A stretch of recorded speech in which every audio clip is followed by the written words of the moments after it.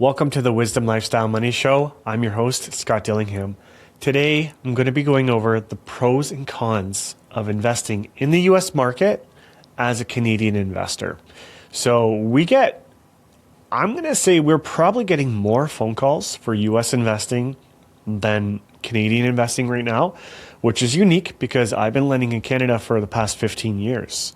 And the fact that more are wanting US, it's unique. Not to say that there's not demand in Canada, there is, but I'm just saying we are getting more. But when I have these calls with people, or my team has the calls, there's, a lot of questions like, what are some pros and cons? Can you let us know? So I'm going to be, as honest and straightforward as possible and outline all the pros and all the cons. And I'm even going to do it in reverse, and I'm going to start with the negatives. So let's talk negatives. So we'll start off with Trump, right? Whether you like him or not, he's the president. And some people love him and some people hate him.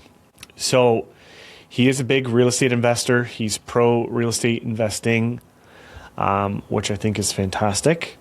He also has some crazy policies and things that he does and says, right? So that is that could be seen as a con. I guess depending on how you think of Trump, maybe that's a pro, right? It all depends. But I think if you put politics aside and forget who runs the country and look at the state that you want to invest in and make sure that state has the proper fundamentals, right? Like positive growth, population increase, new employers wanting to open up there, right? Like if you look at fundamentals like that, and then on top you layer in landlord-friendly rules, because there are some states that are experiencing growth, but they're not very landlord-friendly. So, maybe avoid those ones, but that's how I would decode this. When you go high level to say, I don't want to invest in the States because I don't like the guy who runs the country, it's also saying, I don't want to grow my positive cash flow and my net worth in a very effective and fast manner. Do you know what I mean? And so it's one of those things where sometimes we have to put aside, the things and just look at the whole thing. So that's why I say look at the states, because then when you're looking at an individual area, right, you're looking at different stuff, right? Now you're looking at who the governor is, how they run it. Like it's all different, right? And it kind of separates Trump from the equation because you're basing it on that market's fundamentals. And that's how an investor should do it, right? Think of Canada. A lot of people liked Trudeau and a lot of people didn't. And I hear more people say that they didn't, right? But it doesn't matter. We were still investing and we were still doing things during that time. We weren't just saying, oh, I don't like him, I'm not doing it. Do you know what I mean? So I don't know if that helps, but put that aside. So that's one con. Another con is, I think long-term, it could hurt the Canadian economy if everybody moves their money over there. Now, the thing is the Canadian government needs to do and improve a lot of different things before it makes sense for investors to come here, right? And I know they kind of started to do some things, like they axed that capital gains tax that was going to come out, right? Like that targets investors. Ontario specifically, Bill 60 opened up a lot of policies and made it more landlord friendly. It's still heavily based on tenants. There's other provinces where it's more landlord friendly than tenant friendly. So that could be part of it too, right? Is shifting your location. But if money leaves, and honestly, you could Google it, like don't take what I'm saying here, but there's billions of dollars that are leaving Canada to invest in the States. And I don't think it's permanent. I don't think people would say, hey, it would never come back, but Canada has to be more competitive with the taxation, with the landlord rules. also, when you look at certain markets, right, it's hard to justify because you can buy a single family home in certain areas, and not to say that that's what I would invest in, but like 500 grand, easy, even more, right, in many markets. And in the States, you could get that for a fifth of the price for the same house. Do you know what I mean? So it's, again, certain markets, but it's a big difference. So for somebody who's tight on funds but wants to invest, like, it makes sense. So, I mean, I think the con is that it could hurt the Canadian economy. But at the same time, we didn't make Canada set the rules that they set. And with money leaving and, the politicians seeing that happen, right? Maybe that helps put the writing on the wall saying, hey, things aren't good here. Let's make it a little bit better. And, that money can come back. And we do see it too. We do see U.S. people buying here because it's, they've got that U.S. dollar that's worth more. But it's more on a personal basis they're buying here. So, I mean, we do see money coming here, but yeah, so, I mean, I think that's it. And I wouldn't want to hurt the country that I live in, but at the same point, like, I have a family to feed, my clients have families to feed. Like, there's things that you have to consider here. So I do think that could be a con, if I'm being honest. Another con is that it's a brand new country, so there's a lot to learn, and I don't think there's a lot in the sense that it's overwhelming, but you will need to learn, the country's policies, how they operate. You also need to work on setting up a team, especially if you're long distance, right? For you to be able to manage these properties, you're gonna need people there, boots on the ground. So that takes a little bit of time to set up. Once it's set up, and it's a good team, right? It'll be a well-oiled machine. Everything's good to go. But in that beginning, it's harder. Where if you're investing in your own backyard, right? You know what's what. You know the good areas. You know the good contractors. Like, you can, it's just easier to make your team. So I do consider that a con. Another con is taxation. Now in the States, they have an estate tax. So you would be subject to that. Now, I'm not a tax person at all, but I speak to them, and I am an investor. So I know from my own experience, some of these things. But of course, speak to your own tax advisor. But the States does have an estate tax. But I just spoke to a gentleman earlier this week, and we're just waiting for him to get approval through his head office to come on. But they have a product, like an insurance product or an investment product that upon death, right, it gets paid out and it helps cover that estate tax. And it's really cool. So we're going to have him on to go over that. But, the taxation complication of it increases, right? Because now you're not doing just Canadian, you're also doing US.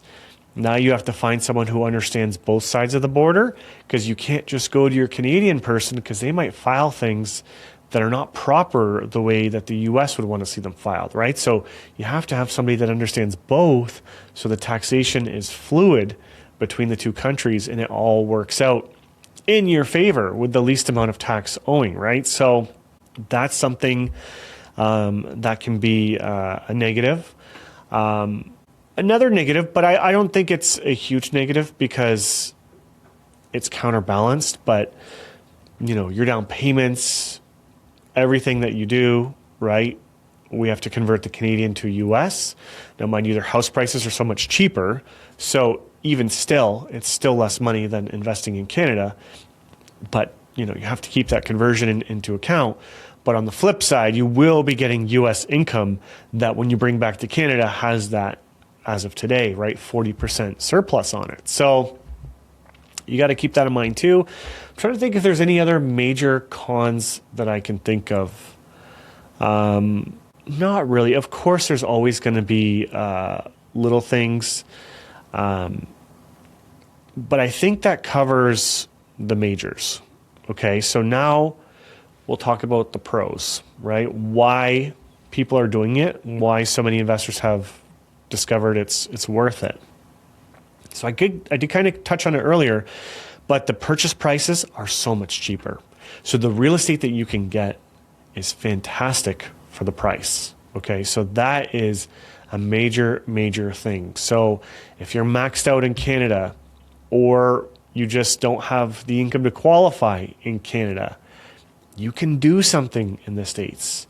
In the States, so this would kind of be a separate pro, but I'm building it in here. It's really easy to qualify for. You don't need a personal income. You don't need a personal credit score. They're literally analyzing the strength of the property based on what it can rent for.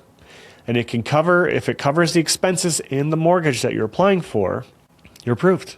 It's really easy.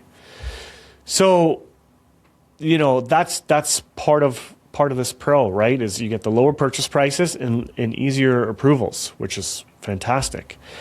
Another pro is the states, and I did touch on this right when I started the cons, but there's many states that are landlord friendly. In fact, there's even some where it is a felony and you can go to prison if you do not pay your rent, which is unheard of here, right? Like that's just unfathomable, but it's there, and people have went to jail for this. So obviously if you're buying in these states, you don't have that risk level of somebody not paying the rent, right? Because they know it's a felony. So it's just going to be better. Another thing is, so for the pros, I'm going to stack a couple of them together, but another thing is no rent control, right? So right now I'm grouping all of these under the landlord benefits. So there's no rent control in many of the states. So mainly the red states, right? The blue states are more tenant friendly overall, not saying every state, but the red states are more landlord friendly overall. Again, and that's not everyone, so this is why you want to research your market. But if you don't have rent control and say expenses go up, let me just make up an example. Let's say you have a property in Florida and the area flooded. Well, now everyone's insurance in that area is going up, right? Or even non-existent, to be honest. But in a lot of cases, it just goes up. Some cases they won't insure, like some insurers have pulled out of certain markets in Florida. So be careful of that. But so if the insurance goes up, right, and you don't have rent control, you can pass it off to the tenant, right? You can say, hey guys, sorry, we have this extra expense.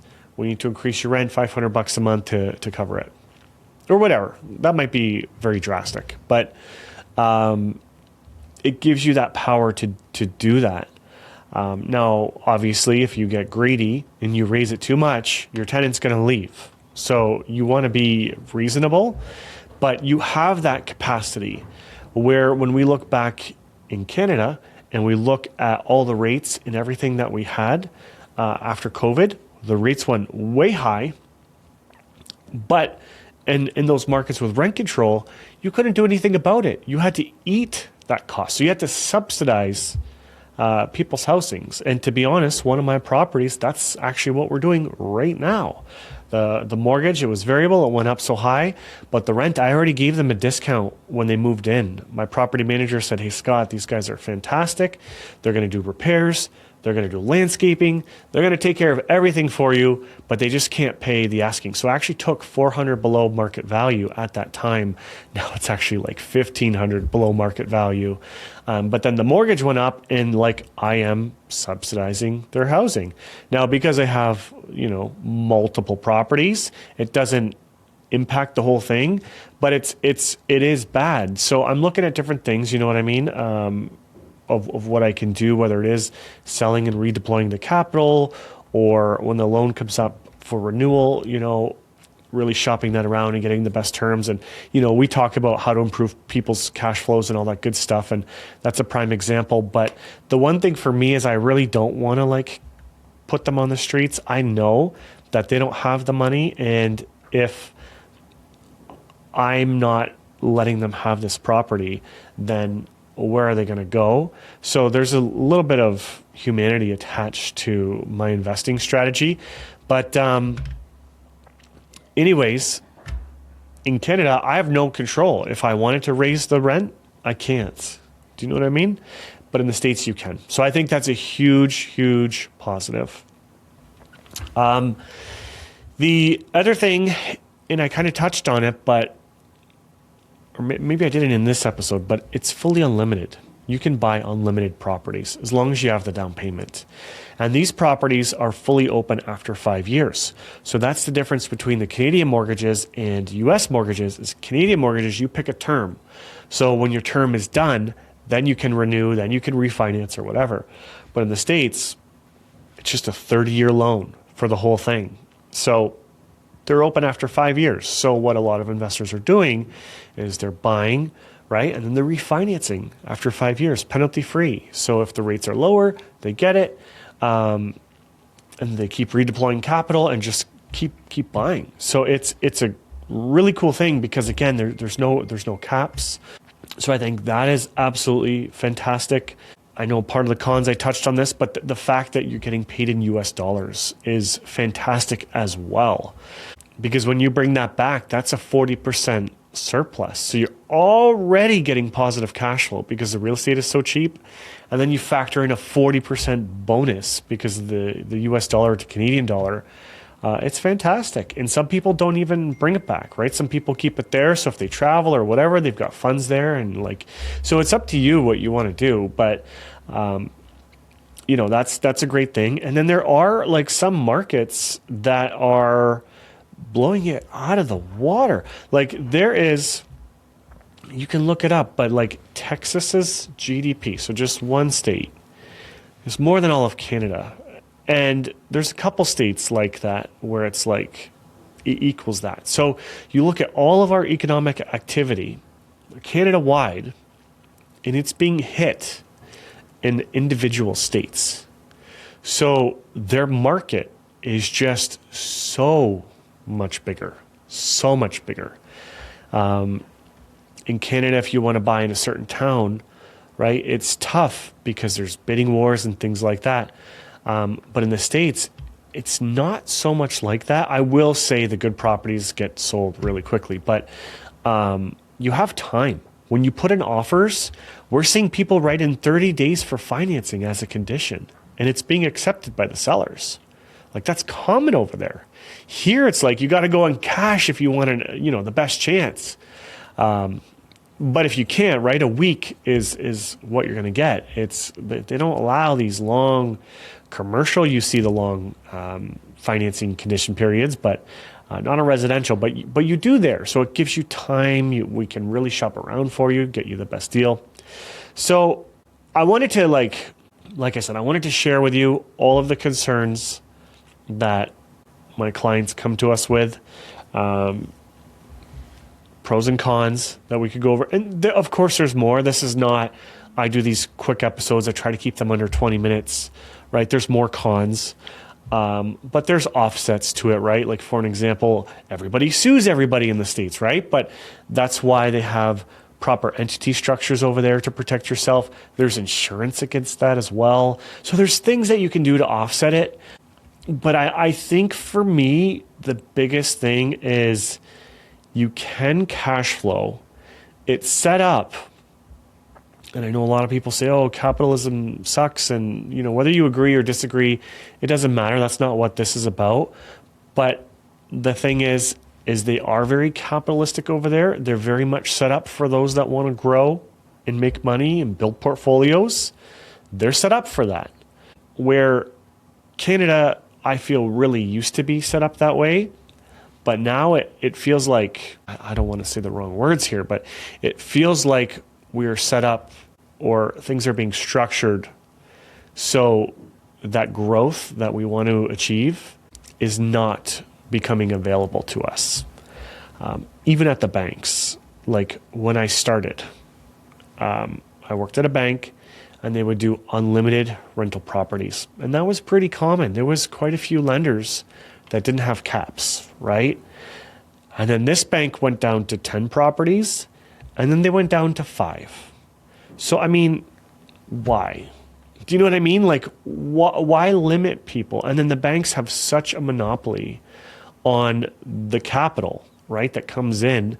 Like, look at Rocket Mortgage Canada, right? They came in, they tried to set up to be their own lender, but rumor has it, and again, look online, do your research, but what I've heard, because I'm in Windsor, their headquarters was in Windsor, so like I hear things and I know people that have worked there, was just that the banks were so aggressive and so tight on trying to let another lender into their market that they bought up as much bonds and everything that they could, so Rocket couldn't get the liquidity that they needed to become their own lender. Do you know what I mean? So it's not as competitive as a market because there's not as many competitors. And when you have very few competitors and then the banks come up with rules where you can only have 5 properties, it really limits and holds back an investor's potential growth. Where in the States, it's not like that. So that's what I meant by sort of it's set up for more of a capitalism standpoint because they want you to grow. Right? Where in Canada, it kind of feels like they don't. And that is my opinion. Maybe you don't feel that way. But it seems that way when the governments come out with different policies that are against investing and investment in Canada. And then, it's just, I don't know. It is what it is. So I'm going to leave that there. You guys have heard sort of the top pros and cons and discussions that we have with investors. I gave you the behind the scenes, unfiltered of exactly what people come to us with. Hopefully this information was insightful and it can help you to decide whether you want to invest in the States or maybe it solidifies your reasons why you don't want to. And that's perfectly fine too. Like that's why we're in multiple countries. We just want to have those options for an investor. We're not necessarily pushing one over the other. It's wherever you want to invest, we're going to come up with a plan and do whatever. We never, if a client says, hey, I want to buy multifamily in Canada, we'll never be like, oh, you should do it over here instead. Like we'll never, but we want to have those options for you. And that's what this is all about, is for you to have those options, make those decisions for your family, right? So you can create the legacy that you want for them and yourself, and then go from there. But if you like this episode, please like it, please follow the show, share with a friend, all that good stuff. It means a lot. Thanks so much.